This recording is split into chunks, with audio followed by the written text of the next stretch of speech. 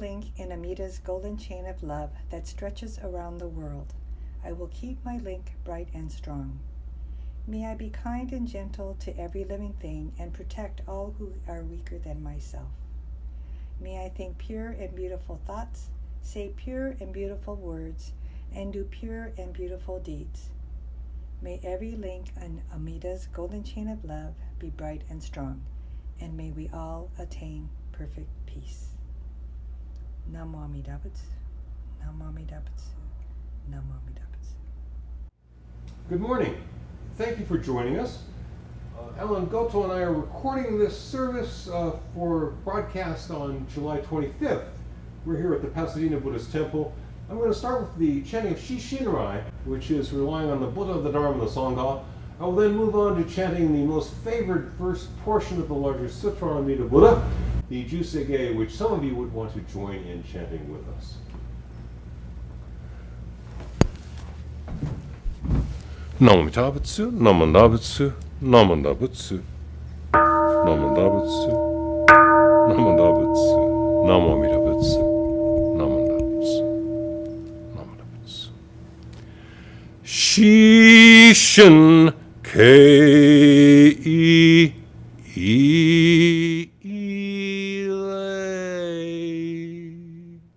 Namo Trochiu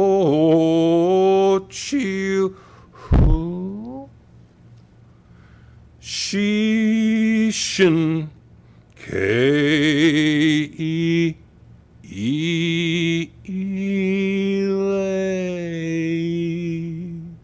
Namo Shochiu Ho Shishin Kei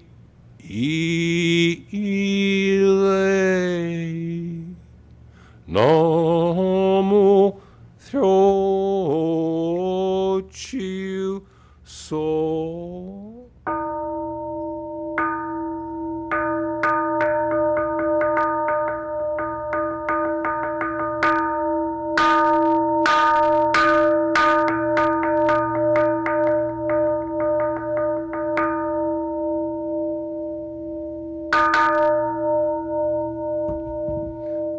Busetsu, Daimuryo, Jukyo, Juseige, Gagon Cho Thegan, Ishimu Jodo, Shigan Hu Mandoku, Fujo Shogak, Gao Muryoko, Huindai Seishu, Futhai Sho Bingu, Fujo Shogak, Kashijo Butendo, Yoshoto Jippo, Kukyo Mi Shomon, Fujo Shogak, Ryokujin Shonen, Joeshu Bongyo, Shigumu Jodo, Isho Teninshi, Jinriki and Daiko,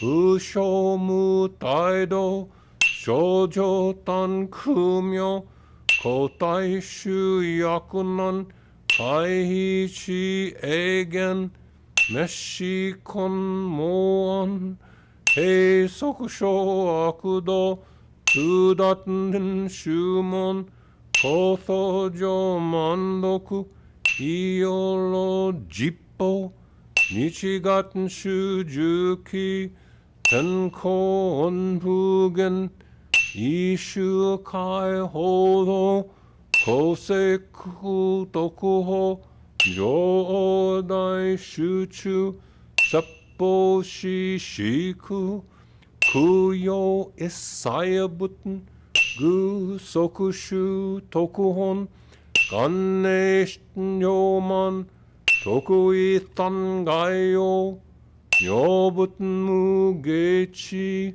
Tudaten Mihusho, Sangaku Eriki, Toshi Sai Shoson, Shigan Yakoka, Saisen no kando koku sho tenina o chinmyo ke namandabu namandabu namandabu namandabu namandabu namandabu.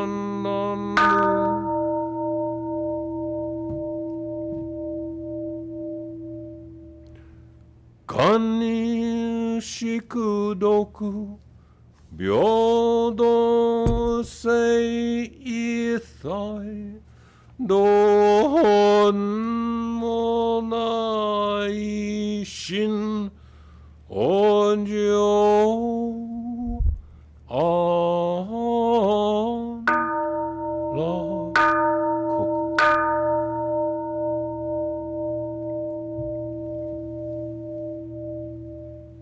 Namanda Buddhamanda Namanda Namanda Namanda Buddhamanda Namo Mirabutsu Namo Nabutsu Namo Mirabutsu Namo Nabutsu.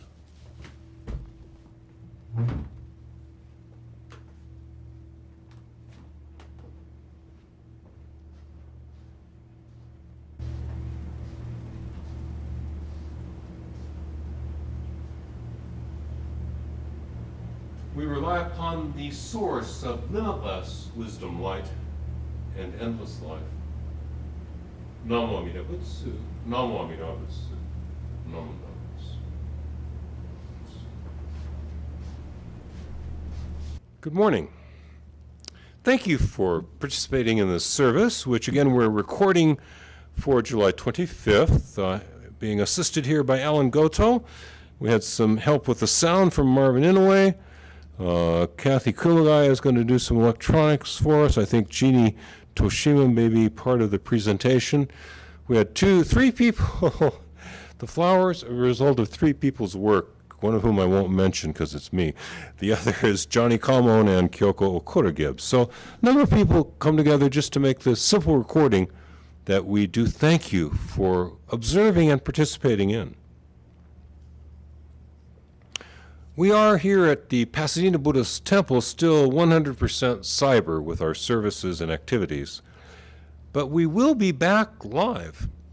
You will be back here one day before too long. Currently, we are expecting to be fully open to the vaccinated public from September 12th of 2021. What I wish to speak with you about this morning is the question of what the fundamental purpose of the Buddha Dharma might be, what Buddhism truly is about. Now, my recently retired colleague Ron Kobata used to say, Buddhism is not about Buddhism, which is right. The point of Buddhism is not Buddhism. The point of Buddhism is the resolution of our difficulties, helping us to find the resolution of our difficulties and the attaining of enlightenment. The purpose of Buddhism is not the promotion of itself as an institution called Buddhism or Bukkyo or the Buddha Dharma. In other words, the key thing is not the fourfold this, the eightfold that, the five theses, or the eight that's, the 12 that. The key point is resolving our difficulties and moving towards or allowing enlightenment to draw us towards awakening. It's true that enlightenment or spiritual awakening is only thoroughly understood by those who have gone through it, by Buddhas, but we can have a glimpse of it in this life, and we must, all of us, I think, have an intuitive sense of what it is. Why else would we be following the path, walking through the gate? Awakening is the extinction of suffering and the discernment of things as they truly are, awareness of reality as it truly is. If we see things as they are, we can live effectively. We can live effective and fulfilling lives. Why can't we see things as they are? Well, there's three kinds of reasons, three kinds of blocks to our seeing reality as it is. Firstly, we make wrong assumptions about the world and about ourselves. The most obvious one for Buddhists is that soul theory. You are not a non-physical essence stuck inside your body somewhere.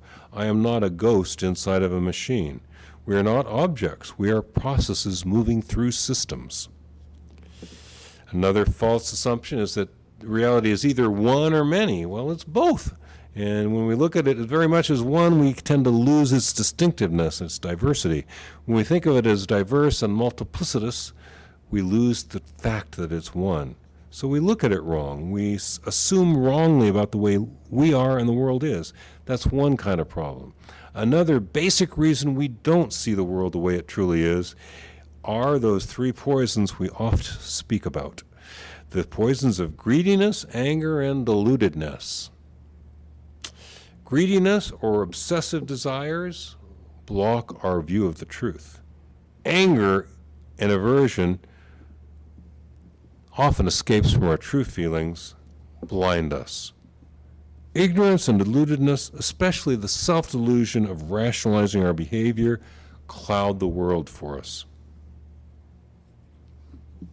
There is a third sort of block, besides the three poisons of greed, anger, and stupidity, besides false assumptions such as life's either one or many, and I must be a permanent spirit thing, which is not the case.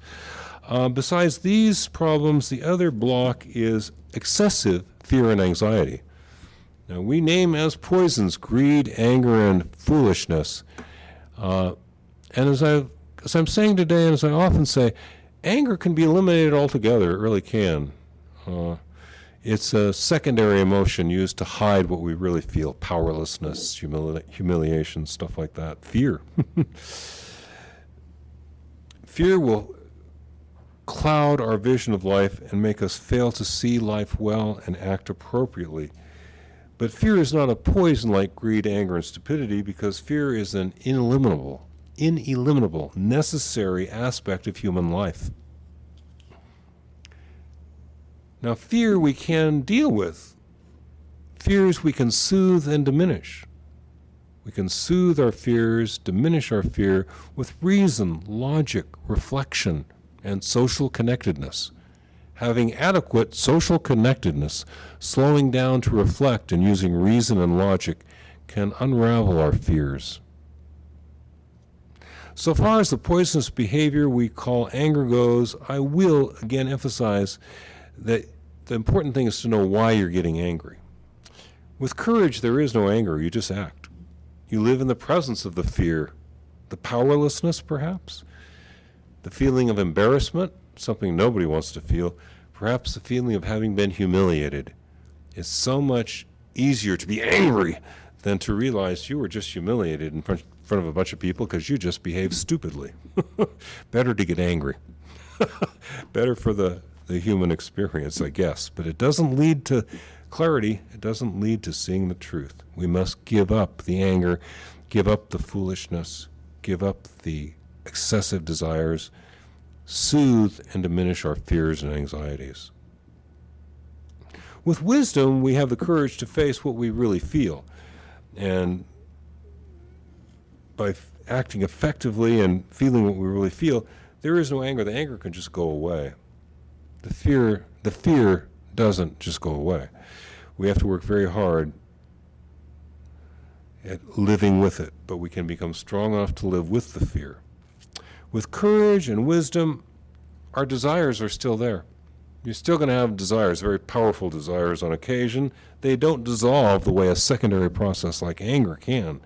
So far as the Buddhist approach to dealing with desires goes, it's a long process of encouraging positive or more wholesome desires and letting go of the less wholesome and more destructive desires. The Buddha himself gave the thorn analogy, saying, the thorn being analogous to a desire, saying sometimes you're working in the garden, you'll get a thorn embedded deeply in your arm or your hand. The best thing to do sometimes is to deliberately take another thorn and to pluck it out. That other thorn is the more wholesome desire. The one you plucked out was the one that was hurting you. I know this is a silly anecdote, but it's a true anecdote, that an example of the thorn analogy, the musician Alice Cooper, I've forgotten his birth name, but the musician Alice Cooper, as many a rock star has over the years, became alcoholic. However, he also, a little later after becoming addicted to alcohol, he became obsessed with golf. He was able to give up drinking alcohol because it was messing up his shot. He loves golf. His obsessive attachment to golf cured him of alcoholism.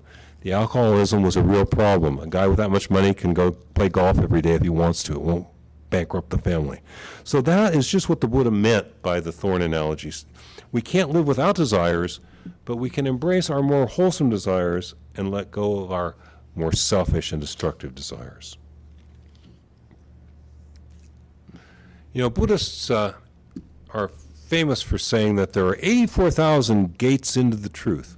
There are 84,000 paths to fulfillment. If you want to know, the gate analogy is older than the path, but they're both good analogies, and they're both used. We say there's 84,000 paths to the truth, or our original way of saying it, there are 84,000 gates that open into reality for you. Now, people in other traditions hear this, and they find it very positive and liberal, and it is very liberal and positive. But I swear, I've met people into New Age spirituality who would say to me, oh yeah, you Buddhists believe there's 84,000 paths to the truth. That's just great, you know. I'll talk to them for a while and I'll realize, yeah, they appreciate that there are 84,000 paths to the truth, even though they're not on any of them. It really doesn't do you any good to know that there's 84,000 gateways into the Dharma if you don't walk through one of them. And there are people like that. We could become like that if we let ourselves. That would be a shame. In Jodo Shinshu, in the Jodo Shinshu school of Pure Land Mahayana Buddhism, our special entry gate, our escalator, our train, which is taking us inevitably to the destination of enlightenment, is the Nembutsu, is the recollection of the Buddha and the enlightening realm of the Buddha. It is that recollection through the relaxed and only occasional but reverent saying and thinking silently of phrases like Namo Amida Butsu, Namo Amida Butsu, Namanda Butsu, Kimyo Jinjipo Mubiko Nyorai. I rely upon the source of limitless wisdom and endless life. These are all forms of Nembutsu, of Buddha recollection, ways of recollecting Amida Buddha and his transformative realm as it embraces us. Ultimately, for our school of Buddhism, our Buddhist pathway, for it to work for you, you're going to have to warm up to this Nembutsu practice. We must hear the Nembutsu, Namo Amida Butsu, as the presence of the Buddha, the presence of the sacred. Namo Amida Butsu must come to feel like transformative contact with the realm of the sacred. Namo Amida Butsu must come to be the inspiring recollection of the shared Buddhist commitment to link our freedom and well-being to the well-being and freedom of all living beings, the Bodhisattva ideal. The Nembutsu has all these meanings and more, and ultimately transcends meaning, transcends any fixed, limited meaning. Namo Amida Butsu is the sound of the inconceivable as it envelops us. Namo Amida Butsu is the sound of the inconceivable as it transforms us, gradually, for the better. Eliminating our anger, decreasing our greediness, allaying our fears.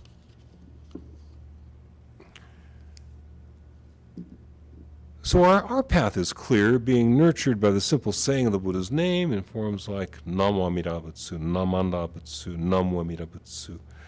I rely upon the source of limitless wisdom and endless life. The path is clear, the process is clearly gradual in terms of eliminating anger and excessive desire, but we become strong enough to face the fears underlying those angers, and the anger will dissolve. We become able to, like Alice Cooper, replace our more unwholesome desires alcohol, with some slightly more wholesome desire. I like to excel at sports.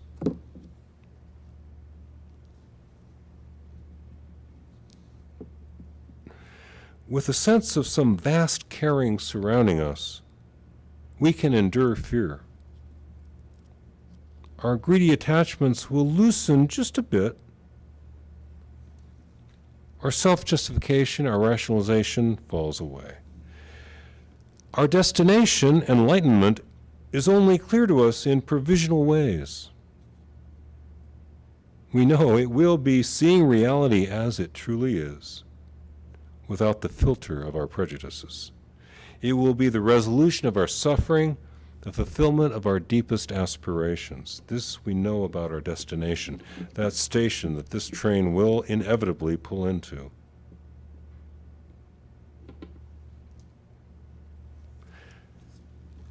The Dharma will lead us to overcome our suffering.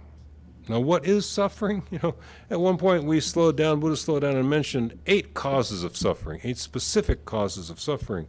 And those include birth, aging, illness, death, not getting what you want, being stuck with the company of people who you find difficult. One's kind of a grab bag, the various limitations that go with being a composite being, a biological form, and of course, the sadness of being separated from those we love by death.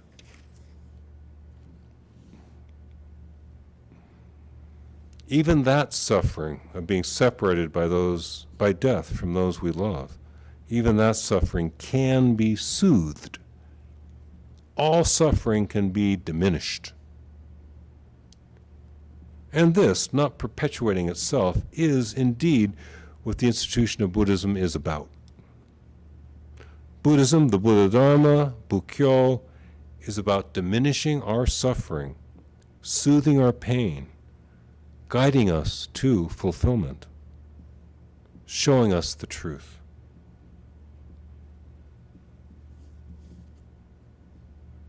It will be a long journey, it seems, but it can be a pleasant journey. Walking the Nembutsu path, walking the path to goodness, can be a pleasant stroll down the road with family and close friends. So shall we stroll down that path just a ways now together?